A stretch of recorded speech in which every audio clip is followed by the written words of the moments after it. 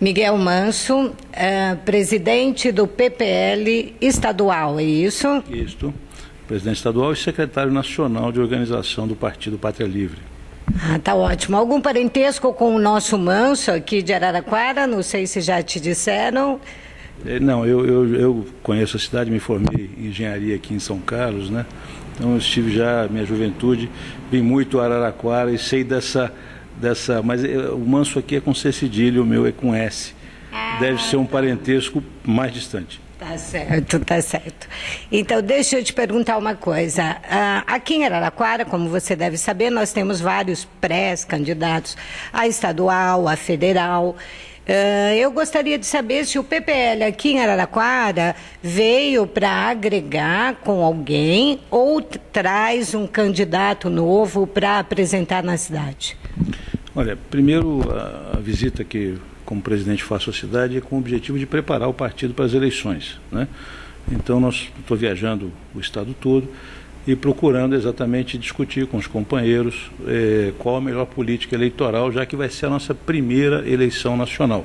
O partido foi fundado em 2009, obteve o registro em 2011, lançamos candidatos a prefeito e vereador em 2012, tivemos uma boa votação, mais de 100 mil votos no estado, tivemos só 3 dias para organizar a campanha e vamos agora para a primeira eleição nacional, né? Sou pré-candidato a deputado federal e estamos discutindo aqui na região quais são os possíveis candidatos do partido a deputado estadual. Para nós, para o partido, agora é muito importante nessa eleição apresentar as nossas candidaturas. Evidente que é sempre possível fazer alianças, compor com forças locais. Nós vamos analisar isso com muito carinho.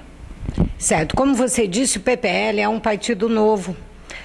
Quais são as bandeiras do partido, para que a gente possa entender um pouco mais esse partido? Olha, o Partido Pátria Livre tem no nome a sua consigna principal, né? Nós consideramos que precisamos completar o processo de independência e soberania do Brasil. Isso pode parecer uma coisa assim um pouco difícil, mas, por exemplo, para dar um exemplo, o dinheiro, o nosso dinheiro, né? Nós não temos uma efetiva soberania sobre o nosso dinheiro. Para você ter ideia, o governo americano, por exemplo, nessa crise de 2008, emitiu 12 trilhões de dólares. O orçamento nacional brasileiro é de 1,5 trilhão de dólares, mais ou menos, né? Eles emitiram, portanto, 8 vezes o nosso orçamento, entregaram a meia dúzia de bancos e hoje o Brasil vive uma inundação desses dólares.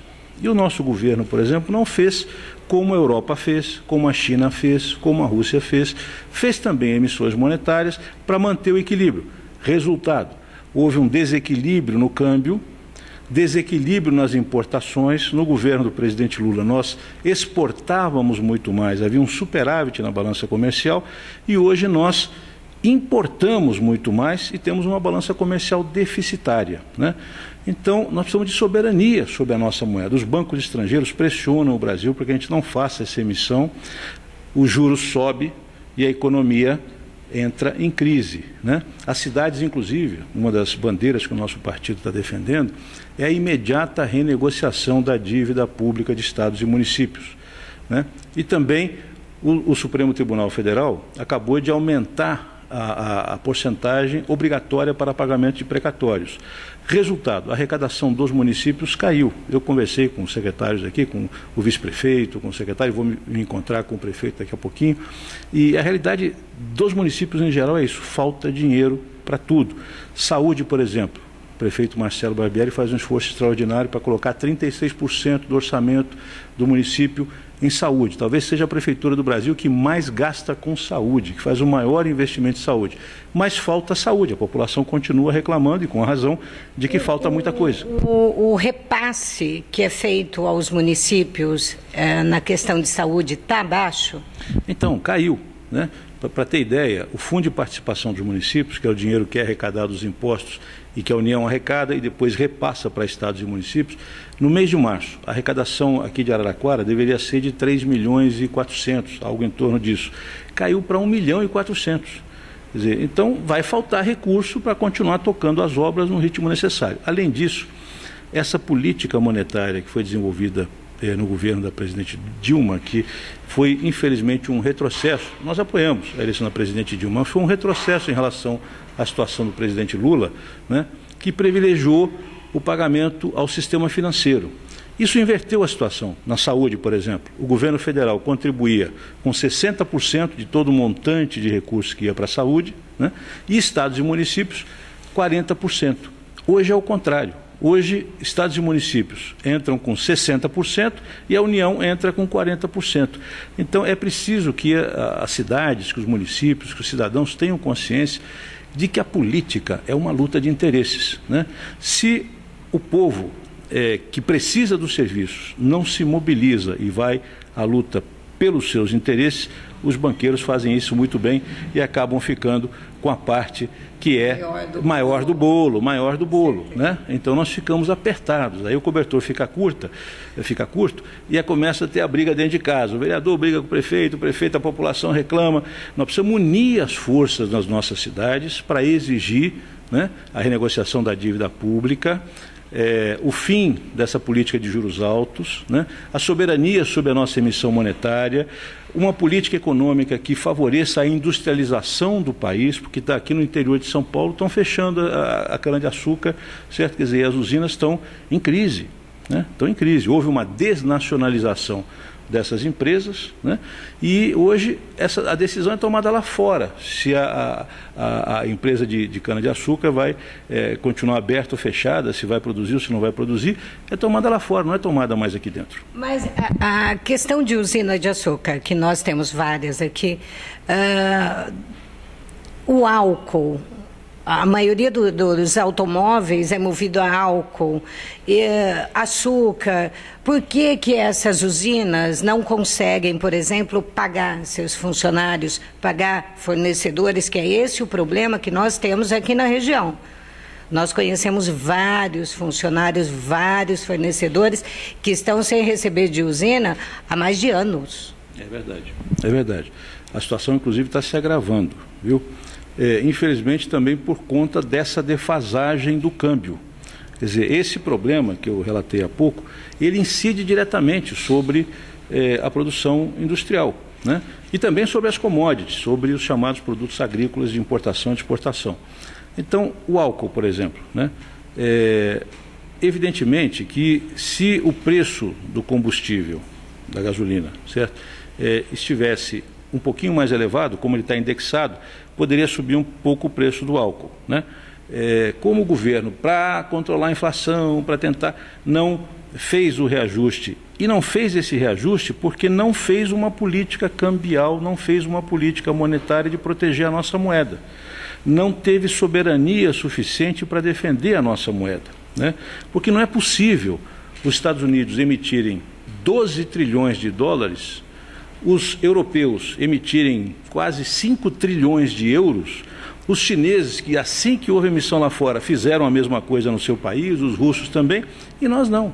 Aí o nosso real ficou supervalorizado em relação ao dólar, desequilibrou inteiramente a nossa economia. Essa é a primeira questão. A segunda questão é que a política do governo em relação à indústria e à indústria do álcool, vou dizer o seguinte, palavras do maior usineiro, talvez da região aqui de Ribeirão Preto, o Maurílio Biagi, que é um grande usineiro aqui da região, e que diz o seguinte: essa política, esse governo vai passar para a história como o governo que enterrou a indústria de energia alternativa. E ele, para você ter ideia, foi filiado em dezembro pelo presidente Lula ao PR para ser, quem sabe, o candidato a vice-governador do Padilha, né, do candidato a governador do PT. E ele deu uma declaração que não quer mais ser candidato e que a empresa dele foi à ruína. Quer dizer, então essa é a realidade dos empresários brasileiros, né? Ao mesmo tempo, o nosso BNDES, o nosso Banco de Investimentos, que é Banco Nacional de Desenvolvimento Econômico e Social, tem todo ano 120 bilhões ou 130 bilhões de reais para fazer investimentos no setor produtivo. Esse dinheiro foi captado por grandes empresas e fundos estrangeiros para comprar as nossas empresas. Você vai a qualquer país lá fora, você chega na China, certo?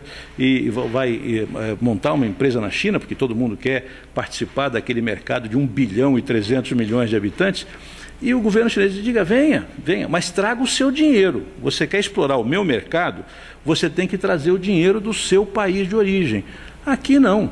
Aqui nós estamos usando o dinheiro do governo brasileiro, do Fundo de Amparo ao Trabalhador, porque o dinheiro do BNDES sai do bolso, do que é arrecadado, dos salários do trabalhador, do Fundo de Amparo ao Trabalhador, para subsidiar empresas estrangeiras para vir comprar as nossas empresas. Redes de restaurante, redes de lanchonete, rede de supermercado, indústria sucroalcooleira, indústria metalmecânica, indústria eletroeletrônica, indústria de brinquedos, rede de shopping center. Os caras estão comprando tudo, porque estão forrados de dólares emitidos lá fora pelo governo americano para sair da crise deles e, de certa maneira, estão, podemos dizer assim, exportando a crise deles para o nosso país. Nessa hora, o Brasil precisa de soberania. Você, espera aí, nós temos que defender o que é nosso. Nós temos que defender o nosso dinheiro, as nossas riquezas, as nossas empresas, a nossa indústria, os nossos agricultores, os nossos comerciantes, criar uma política, né, de soberania nas relações internacionais. Então, o Partido Pátria Livre vai apresentar os seus candidatos nessa eleição para aprofundar essa discussão, para debater essa realidade, certo? Que está colocando o país num grave risco, né, de insolvência dos municípios, de insolvência da indústria nacional, de bolha especulativa no sistema financeiro, porque hoje os papéis estão supervalorizados, a taxa de juros está muito alta, né? Então aquela bolha que estourou em 2008, a bolha hipotecária que gerou a crise nos Estados Unidos, está acontecendo aqui. Existe especulação de imóveis, existe especulação, certo? Quer dizer, com preços de produtos de commodities de exportação. Nós precisamos resolver essas questões, né? Por isso nós, a nível nacional, tomamos a decisão de construir com o governador de Pernambuco, Eduardo Campos, e com a senadora Marina Silva, uma nova alternativa política para o país. O PPL hoje trabalha em parceria com o PSB, em parceria com a Rede, em parceria com o PPS. Nós estamos participando desse processo de construção de um novo programa político, de uma nova forma, inclusive, de fazer política na sociedade brasileira. Tá certo, então, obrigada pela visita e seja bem-vindo a Araraquara. Ok? Muito obrigado, viu, Suzy, ao Imparcial. Fico feliz de poder estar um tempinho com vocês aqui, colocando um pouco das ideias do partido. Obrigado, Suzy.